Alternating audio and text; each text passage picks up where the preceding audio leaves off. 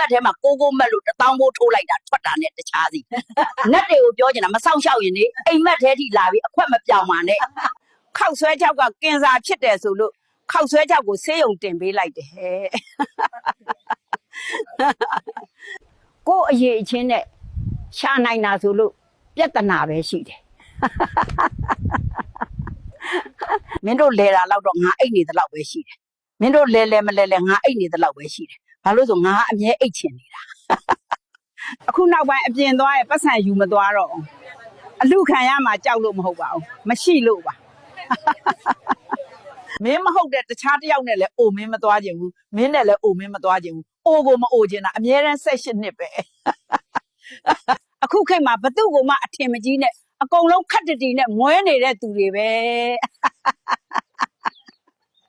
အခု2023မှာစိတ်သစ်လူသစ်ဘဝသစ်နဲ့ဖြတ်သန်းတော့မှာမို့2025အကျွေးတွေလာပြီးမတောင်းနဲ့တော့